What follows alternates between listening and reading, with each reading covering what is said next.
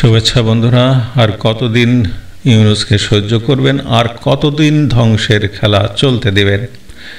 বাংলাদেশকে কতটুকু ধ্বংস করতে পারল ইউনুস গং, সেটাই আমরা দেখব। যুক্তরাষ্ট্রভিত্তিক শিক্ষা ও গবেষণা সংস্থা কোয়াক্কোয়ারেলি সাইমন্ডসের র্যাঙ্কিংয়ে পৃথিবীর সেরা বিশ্ববিদ্যালয়ের তালিকায় ঢাকা বিশ্ববিদ্যালয় 544তম অবস্থান থেকে 584তম অবস্থানে চলে গিয়েছে। দিন দিন উন্নত হওয়ার বদলে একলাফে ঢাকা বিশ্ববিদ্যালয় ঢাকা আলিয়া মাদ্রাসায় পরিণত হওয়ার পর 40 ধাপ পিছিয়ে গিয়েছে। বাংলাদেশে কি পরিমাণ মূলা সংস্কার চলছে, এটা তার একটি ছোট্ট উদাহরণ মাত্র এক বছরে সুইস ব্যাংকে বাংলাদেশিদের জমা করা অর্থের পরিমাণ 33 গুণ বেড়েছে। অতীতের সরকারকে দুর্নীতিবাজ বলে যারা সুফি সাপ সেজে বাংলাদেশের ক্ষমতা দখল করেছেন, তারা গত 10 মাসে কি পরিমাণ টাকা লুটপাট করে বিদেশে পাচার করেছেন, এটা তার একটি নমুনা মাত্র। একদিকে দেশের শিক্ষা ব্যবস্থার মেরুদণ্ড ঢাকা বিশ্ববিদ্যালয়কে ঢাকা আলিয়া মাদ্রাসায় রূপান্তর করা হয়েছে, অন্যদিকে মূলা সংস্কারের নামে রাষ্ট্রকে মগের মুল্লুক বানিয়ে রোজ সুইজারল্যান্ডের সুইস ব্যাংকে টাকা পাচারের রেকর্ড গড়েছেন। মূলা সংস্কারের পরবর্তী ধাপ হচ্ছে যেন তেন প্রকারের একটি মাগুরা নির্বাচন। Bangladesh plastic goods manufacturers and exports association জানিয়েছে, বিদ্যুৎ ও জ্বালানির অভাবে প্লাস্টিক শিল্প খাতে প্রায় 1200 কারখানা বন্ধ হয়ে গিয়েছে। দেশে নতুন কোনো বিনিয়োগ পর্যন্ত নেই।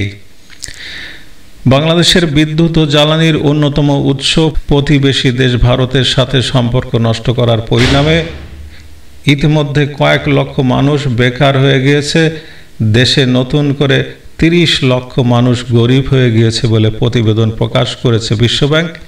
এতে আরও উল্লেখ করা হয়, দেশে মানুষের আয় $2.15 কমে গেছে।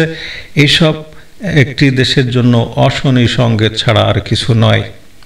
2024 সালের 8ই আগস্ট বাংলাদেশের মানুষের উপর মরার উপর খাড়ার ঘা হয়ে এসেছিলেন আমেরিকার পাপেট ডক্টর ইউনুস ক্ষমতা গ্রহণের পর থেকেই বাংলাদেশের জন্য একটার পর একটা দুঃসংবাদ আসছে।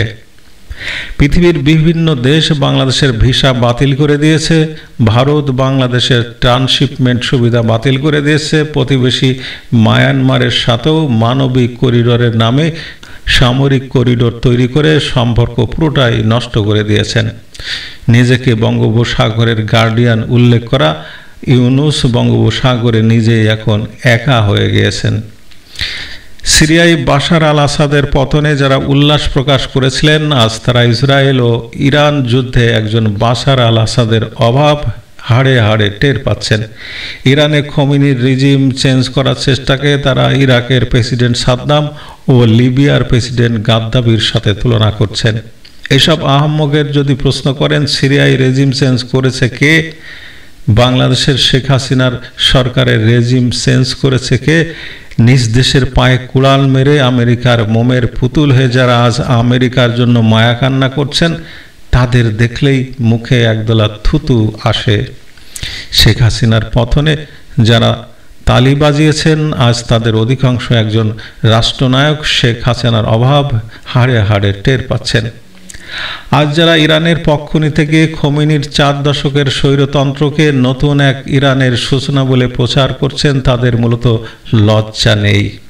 শেখ হাসিনার মাত্র 2 দশকেরও কম সময়ে যারা এশিয়ার অর্থনীতিতে রাইজিং টাইগারের খেতাব পেয়েছিলেন, আজ তাদের দেশেই একের পর এক বন্ধ হয়ে যাচ্ছে কারখানা। বিদেশি বিনিয়োগ কমে যাচ্ছে 71%। সিরিয়ার মতো একই অবস্থা হতে যাচ্ছে ইরানেরও। প্রকৃতি যেন এই অভিশপ্তদের বিচার পৃথিবীতেই লিখে রেখেছেন। খোমেনির মতো জিন্নাতন্ত্রে বিশ্বাসী ইউনুস গত 10 মাসেই বাংলাদেশের অঘোষিত মবের রাজত্ব প্রতিষ্ঠা করে ফেলেছেন। কোটা ও মেধার ভুয়া নাটক করে শত শত নকল জুলাই যোদ্ধা বানিয়েছেন। গত 10 মাসে ছিনতাইকারী থেকে শুরু করে পকেটমার সবাই যেন গেজেটভুক্ত চুক্তি যোদ্ধা। ইতিমধ্যে নারীদের বস্তাবন্দি করে ফেলেছেন ইউনুস। সমগ্র বাংলাদেশকে গত 10 মাসে পৃথিবীর অন্যতম বড় কারাগার বানিয়ে ফেলেছেন ইউনুস। বাংলাদেশকে একটি জঙ্গিবাদী রাষ্ট্র হিসেবে গড়ে তোলার এই প্রবণতার কারণে বাংলাদেশ হবে আগামী দিনের সিরিয়া, লেবানন, ইরাক, গাজা অথবা ইরানের মতো এক ধ্বংসস্তূপ। মুখোশধারী ভণ্ডদের পরিণতি কোনোদিনই ভালো হয় না। গত 10 মাসে গদি দখল করে ইউনূস যে পাপ করেছেন তার পরিণতি দেখার অপেক্ষায় প্রহর গুনছে দেশের 17 কোটি মানুষ। আজ নয়তো কাল ইউনূসের এই দুঃশাসনের পতন হবেই। বাংলাদেশ বিদ্যুৎ ও জ্বালানি নির্ভর একটি দেশ। কাতার ও ওমান থেকে বাংলাদেশ এলএনজি আমদানি করে। বাংলাদেশের অর্থনীতি জ্বালানি নির্ভর অর্থনীতি।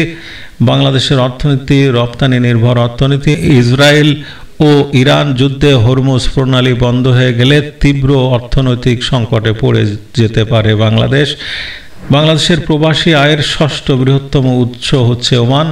ভারতের পশ্চিমবঙ্গ ও বাংলাদেশের মধ্যে গ্যাস পাইপলাইনের মাধ্যমে এনএলজি গ্যাস আমদানির যে চুক্তি হয়েছিল তাও ইতিমধ্যে ভারত ও বাংলাদেশ সংকটে আলোর মুখ দেখার সম্ভাবনা নেই। গত 10 মাসে বাংলাদেশের অবস্থা হয়ে গেছে গরুর মতো সিঁদুরে মেঘ দেখলে ভয় পাওয়া। এমনিতেই দেশের প্রবৃদ্ধি কমে গিয়েছে, মুদ্রাস্ফীতি দিন দিন বেড়েই চলেছে। আপাতত বাংলাদেশকে নরকে পরিণত করে সম্পূর্ণ ধ্বংস করা না পর্যন্ত থামছে না ক্ষমতা দখলকারী ইউনূস। এজন্য তিনি কিছুদিন আগে লন্ডনে এক গোপন বৈঠকে জামাতে ইসলামকে সাথে নিয়ে হাওয়া ভবনের অঘোষিত গডফাদার ও 21 আগস্ট গ্রেনেড হামলার নায়ক তারেক জিয়ার সাথে দেশ ধ্বংসের সর্বশেষ পরিকল্পনা করে এসেছেন। দেশটাকে কি ধ্বংস হতে দেখবেন আপনি, নাকি প্রতিরোধ করবেন? চোখের সামনে ঘটে যাওয়া দুঃস্বপ্নগুলোকে দেখে আতঙ্কিত হবেন নাকি প্রতিরোধ করবেন? এখনই সিদ্ধান্ত নিন। খুব দেরি হয়ে যাচ্ছে, বড্ড দেরি হয়ে যাচ্ছে। ভালো থাকবেন বন্ধুরা।